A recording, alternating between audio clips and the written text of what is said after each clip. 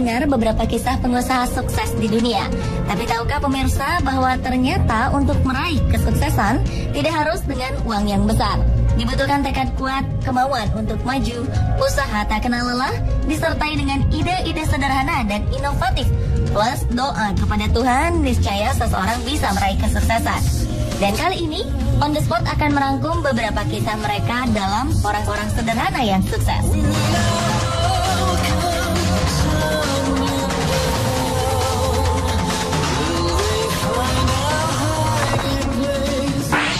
It's the most beautiful time of the year. Lights fill the streets, spreading so much cheer. Keterbatasan biaya dan kurangnya fasilitas nyatanya tak mampu meredam impian dan tekad bulat seseorang untuk meraih kesuksesan. Seperti kisah Raini, gadis muda anak tukang beca. Dia berhasil wisuda dengan gelar lulusan terbaik. Segala keterbatasan Raini beserta keluarga tidak menjadi halangan baginya untuk terus mengejar impiannya menjadi seorang guru. Lulusan jurusan pendidikan akuntansi Universitas Negeri Semarang ini mendapat dukungan penuh dari keluarganya untuk terus berusaha mengejar impiannya. Sang ayah, Mugiono, rela pensiun dini dari pekerjaan sebelumnya hanya untuk mendapatkan uang pesangon demi membiayai kebutuhan perkuliahan anaknya dan memilih menjadi tukang beca. Tak hanya menjadi tukang beca, Mugiono juga menambah penghasilan untuk menafkahi keluarganya dengan bekerja sebagai seorang penjaga sekolah pada malam hari dengan bayaran 450.000 per bulannya. Melihat pengorbanan orang tuanya yang begitu besar untuk masa depannya, Raini tak menyia-nyiakan kesempatan. Ia berhasil merampungkan pendidikan S1-nya hanya dalam 7 semester dengan IPK nyaris sempurna, 3,96. The wise men follow the star, the way I follow my heart, and they led me to a hit the drink, take a look, watch the past go up and smoke. Di Sidoarjo, Jawa Timur, Iwayan Dendra sudah puluhan tahun hidup serba kekurangan. Namun semua ini tak membuatnya patah semangat. Latar belakang keluarga tidak mampu menjadikannya seorang pekerja keras. Dengan sifat mandiri, kreatif dan suka berinovasi, serta tekad bulat dan tanpa mengenal rasa malu, Dendra memilih menjalani profesi sebagai pemulung. Putra pertama dari 3 bersaudara pasangan almarhum Inengas Sateng dan Ninyoman Teke ini akhirnya berkecimpung di dunia barang bekas. Meski dibutuhkan tenaga ekstra, Dendra tetap semangat mendatangi sebuah pabrik hanya untuk mencari limbah dan sampah bekas. Namun siapa sangka usahanya ini membawa dirinya menjadi seorang pemulung sukses dan mampu mengumpulkan keuntungan hingga puluhan juta rupiah per minggunya. Bapak 5 anak ini tak merasa malu akan pekerjaan yang mengharuskan dirinya berkecimpung dengan sampah dan barang bekas. Tidak hanya itu, ia juga sukses menjadi anggota legislatif di Sidoarjo, menjabat sebagai ketua DPC sebuah partai dan juga sebagai koordinator pemulung di Sidoarjo.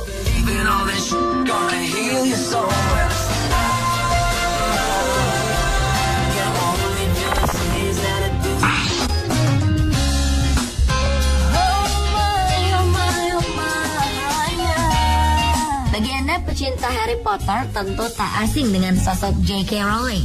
Perempuan kelahiran Inggris ini hanyalah gadis biasa yang menemukan kecintaannya pada bidang menulis, khususnya cerita-cerita fantasi. Hingga pada Desember 1990, Rowling harus merelakan ibunya dipanggil oleh Yang Kuasa. Sejak saat itu ia pindah ke Porto, Portugal untuk mengajar bahasa Inggris. Hidup yang ia jalani tidaklah istimewa. Rowling hanya menghabiskan waktunya untuk menulis novel di kafe-kafe.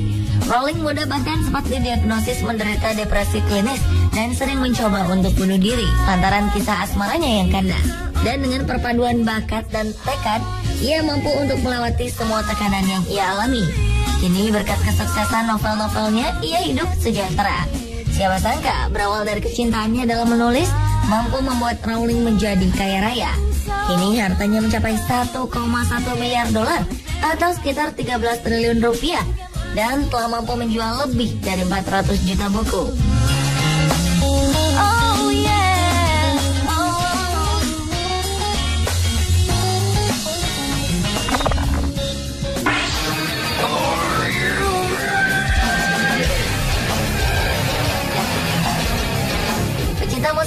metal pasti tak asing dengan nama Ozzy Osbourne, vokalis band Black Sabbath yang juga dijuluki sebagai Godfather of Heavy Metal. Ternyata di balik karirnya yang cemerlang, Ozzy Osbourne melewati tahap sulit semasa hidupnya. Lahir di Aston, Inggris, Ozzy tumbuh dalam lingkungan yang jauh dari kata cukup. Bekerja sebagai pembuat perkakas, orang tuanya bekerja keras untuk menghidupi Ozzy dan 5 saudara kandungnya. Selain itu, Ozzy juga penderita disleksia dan tidak mampu menunjukkan prestasi yang baik di sekolah, sehingga ia lebih melirik ke kegiatan ekstrakurikuler seperti musik dan drama. Namun sayang, di usianya yang ke-15, Ozzy putus sekolah dan menjadi buruh konstruksi. Guna bertahan hidup, ia melakukan berbagai pekerjaan seperti menjadi tukang ledeng, pembuat perkakas, dan menjadi buruh di pabrik mobil. Pengalaman hidupnya ini membuat Ozzy membulatkan tekadnya meraih mimpi menjadi seorang penyanyi. Dengan usaha dan bantuan dari teman-temannya, Ozzy mampu membuat bandnya sendiri, Black Sabbath. Hingga kini Ozzy masih terus berkarya. Ia telah menghasilkan 9 album studio, 3 album live, dan single-single yang masuk di peringkat atas tangga lagu di Inggris.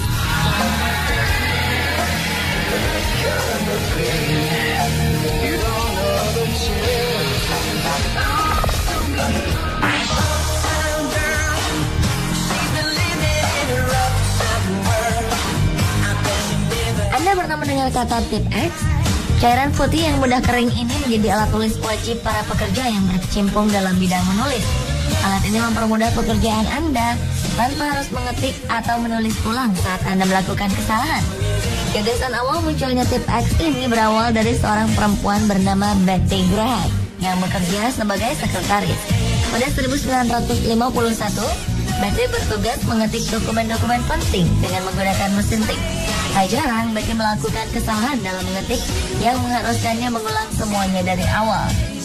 Hingga pada suatu hari, Betty mengusung ide brilian dengan meramu cat putih dan kuas kecil. Betty mengoleskan cat ramuannya ini setiap kali ia melakukan kesalahan. Dan cat putih dengan kuas kecil yang ia beri nama Mistake Out ini sangat disukai teman-temannya. Semuanya ini membuatnya mendapat dorongan dari para kerabat. Hingga akhirnya Betty memutuskan untuk mendirikan usahanya sendiri dengan membangun sebuah pabrik Mistake Out. Pada 1972, usahanya mampu menjual setidaknya 5 juta botol Mistake Out setiap tahunnya. Dan menurut data, ketika Betty meninggal pada 1980, kekayaannya mencapai 475 juta dolar atau sekitar 5,6 triliun rupiah. Wow, siapa sangka kalau ide kecil itu bisa membuatnya kaya.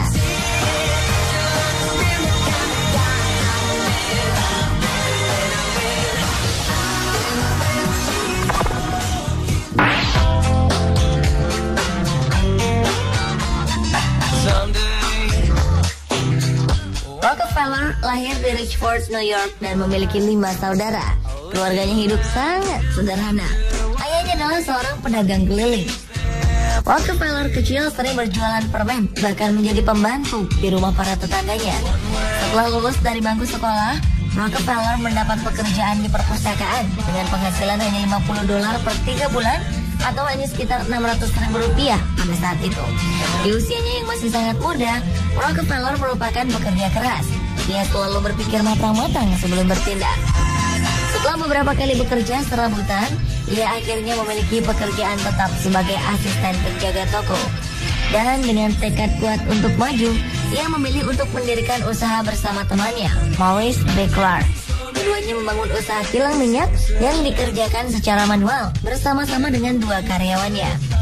Dari hasil pendapatannya, Rockefeller mampu membeli perusahaan Clark Brothers dan menamainya Rockefeller and Andrews. Terus-menerus menekuni bisnis yang ia bangun dari dasar, kini Rockefeller mampu mendirikan perusahaan Standard Oil dan menjadi miliarder pertama di dunia.